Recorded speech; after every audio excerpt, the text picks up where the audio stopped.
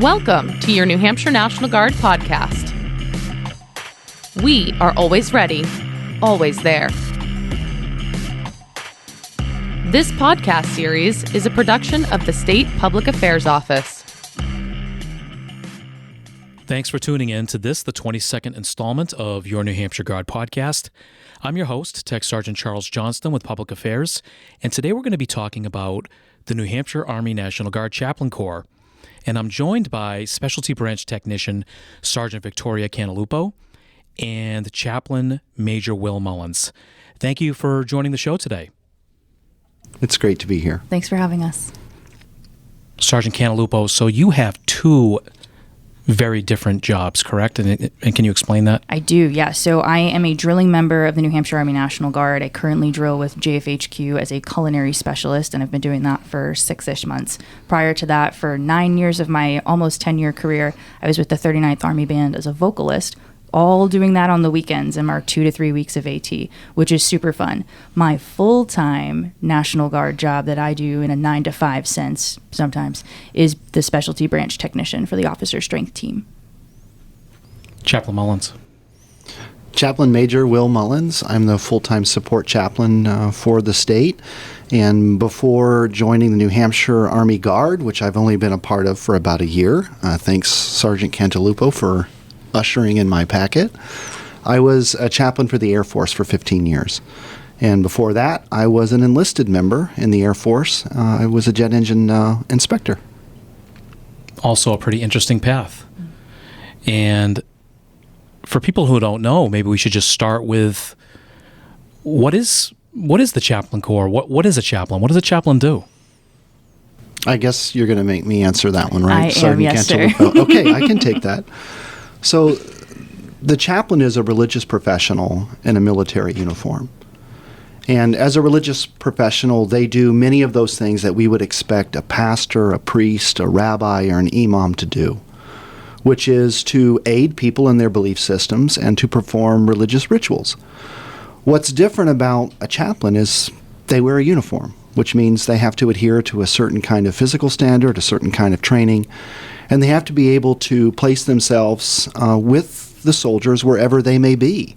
So it's a religious professional within a military context. And given that the military represents a lot of different beliefs, chaplains also represent a lot of different beliefs. So it's not like you're serving a church. You're serving a broad institution with a lot of diversity in it. So chaplains understand that they're also officers, and so they do the work that most staff officers would do. And so a chaplain is, like I said, a soldier in a uniform, but also a religious professional. One of the questions that comes to mind, at least for me, is, there's a difference between a chaplain and a pastor. Other than the uniform, I think you touched on it a little bit with the diversity aspect of things. But what is the difference? How would you define that? You're in seminary right now, Sergeant Cantalupo. Why don't you take a stab at this? You've probably thought about this quite a bit. I have thought about this quite a bit. So I'm in seminary right now. I am not a pastor to a church. I am legally a pastor to the state of New Hampshire. I'm allowed to officiate weddings. I would say the biggest difference between being a pastor for a church or a house of worship, whatever you want to call it, is that you minister to people who mostly have the same spiritual beliefs as you. Whereas if you're a chaplain in a hospital setting, in a military setting, in a corporate setting, you're going to see a huge diversity of people, and you have to practice something called pluralism, which means that you have to respect everybody's beliefs. You don't have to adhere to them. You have to minister to them as best as you can. And then once you've gotten to that point, you either need to assess if you need to bring somebody else in, or if there's another resource that you can provide that person spiritually. So the chaplains are conduits to a lot of different services, and counseling. You conduct worship services, and you guide commanders, you advise commanders on various things. Could you speak to that a little bit, please, sir? Yeah, absolutely. I mean, I want to follow up just very briefly on some of the things that Sergeant Cantalupo mentioned, which I think are just insightful. One of them is the Army has a certain way of understanding what it means to be a chaplain. And the motto is for God and country. And So obviously a chaplain has a certain kind of faith perspective, a certain tradition, but that faith tradition is played out within an institution of the Army. And the Army has its own role, which is to fight and win our nation's wars.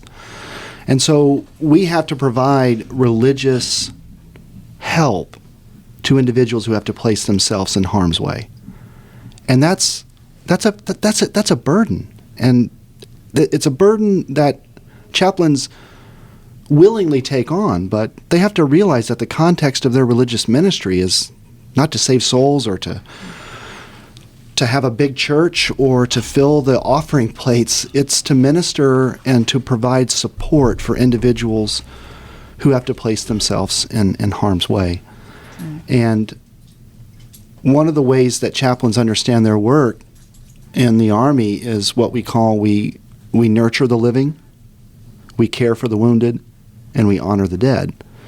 And so those three movements of chaplaincy has within it religious rights, but it also has within it care for our nation's warriors and what they need most as they serve their country.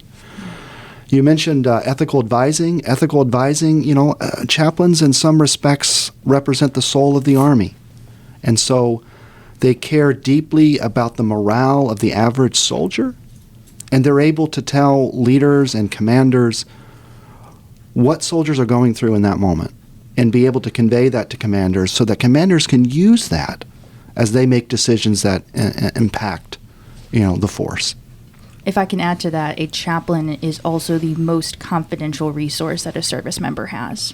I was just going to ask about that. So a lot of these conversations that chaplains have with commanders, there's still that layer of confidentiality that exists. That's right. I mean, the Constitution affords us as citizens certain rights. And one of those rights is the free exercise of religion, which means you don't have to exercise religion. The Army is not requiring you to exercise your religion. What they're saying is the Constitution affords you that right.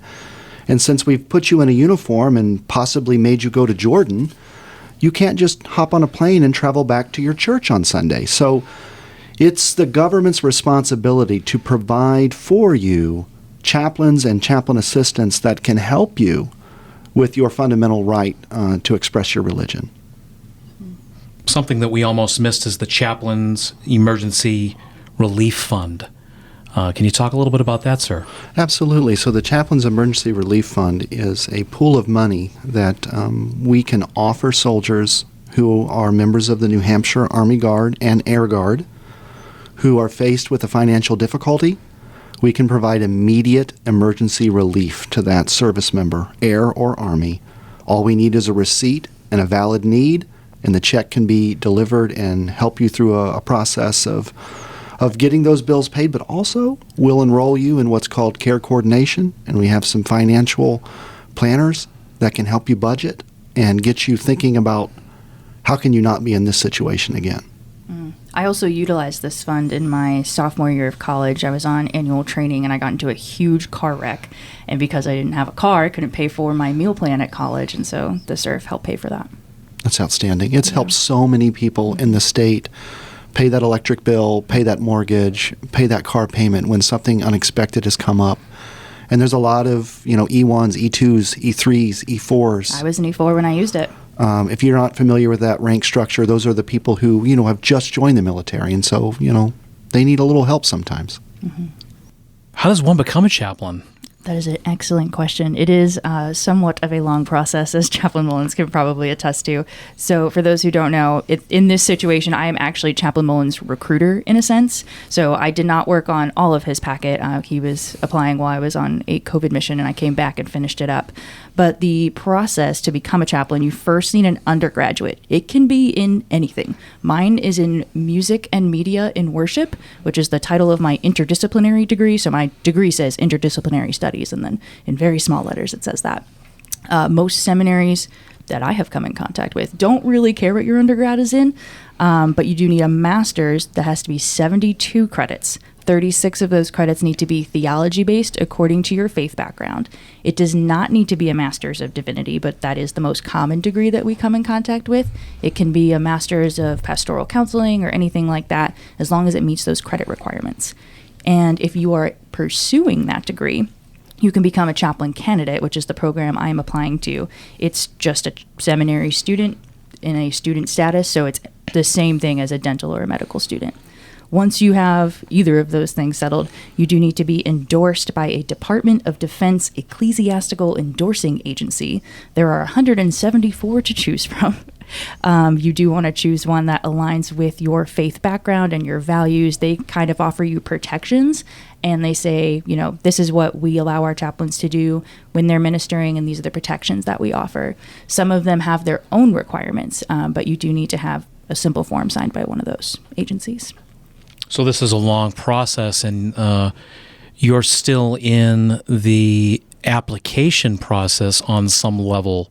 I am, for myself, and then I have 2 other chaplain candidates in my pipeline, and I'm trying actively to find a fully fledged chaplain.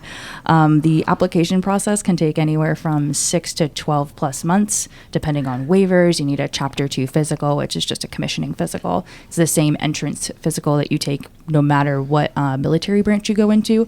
But if you're currently serving as an enlisted member, you need to go get one that says commissioning on it. It's the same exact physical, just one different box is checked. But sometimes that can trip some people up. We might need medical waivers, but our office is not afraid of putting those in. One really cool thing about chaplaincy in the National Guard is that you do not need full-time ministry experience to apply. For the active duty, that is a requirement. It's 2 years. Endorsing agencies might require you to do 2 years or 3 years of full-time ministry experience to be ordained. Most of our chaplains are ordained, but you actually don't need to be ordained to be a chaplain either. There are some endorsing agencies that do not ordain for specific reasons, but they still endorse their chaplains to be chaplains, and that's totally fine.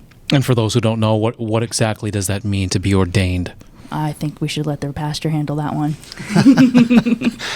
It just means that a tradition says that you can stand as a religious leader within that tradition. So whether it's reverend or pastor or priest, there's a lot of different names that we can claim what it means to be ordained, but theologically it just means setting oneself aside for religious leadership.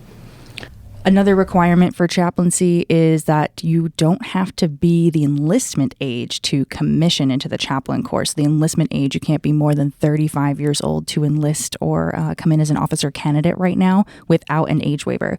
But chaplains can come in as a completely fully fledged chaplain. You're ordained, you're endorsed, you have a 72 credit master's. You can come in up to age 47 without an age waiver. So if you're 47 or older, we can still put in that age waiver. And the trends are saying right now, up until age 56 is when they're like, we don't really want to approve that. So we say anybody that's 55 or younger, we can definitely look at. And then if you're looking into the chaplain candidate program, you're currently in seminary, you're currently getting that master's, whatever it is, as long as it's the 72 credits, you can be up to age 37 without an age waiver. So 37 and older, you can apply for an age waiver as well. I think what's interesting, and a lot of people don't know, is, and I was talking to one of the air chaplains about this once, is that not everyone is religious, yet the chaplain corps still has something to offer them. A lot of great insight. 100%. Yeah. I tell every person I come in contact with, even if they're having a great day, I'm like, have you met our full-time chaplain? You should really just know who that person is so you can refer your service members to them in any case. It's just nice to have somebody to talk to. Yeah. We're trying to recruit, as you mentioned earlier, for some vacancies. How many do you have right now? We have 4 vacancies for the chaplaincy, and we can take unlimited chaplain candidates. Yeah, we got 4 slots, and some of those slots are with battalions and brigades that are deployed. And so we've had to fill those with chaplains outside the state. And so when you form a relationship with soldiers and then you get a chance to go with them on a deployment, that's where real ministry happens. And so if you're looking to really impact people's lives and be able to practice your faith within the context of the Army mission, it's a great job.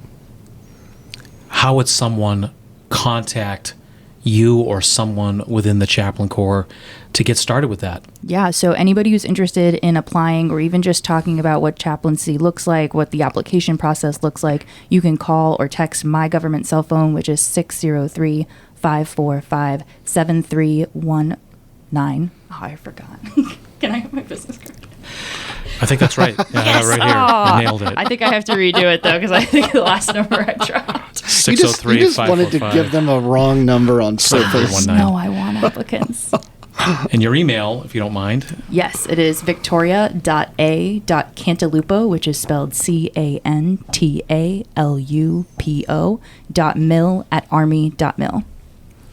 And what about a soldier who is just seeking chaplain services? We can obviously go through our chains of command, but for those confidential type things, those direct contacts that soldiers are allowed to have with the chaplains, how does one accomplish that? So if you're a service member or you're a veteran and you're listening to this and you feel like you want to speak to a chaplain, then call my duty cell phone, 603-496-3595. Give me a call and I'll do my best to see what I can do for you. Outstanding. Thank you so much for joining the show today. Thank you for having me. Thanks for having us. Thanks for listening to your New Hampshire National Guard podcast. Okay, do either of you have any chaplain jokes you want to share? I don't yet. You know what? I don't think chaplaincy's that funny in that sense. I don't.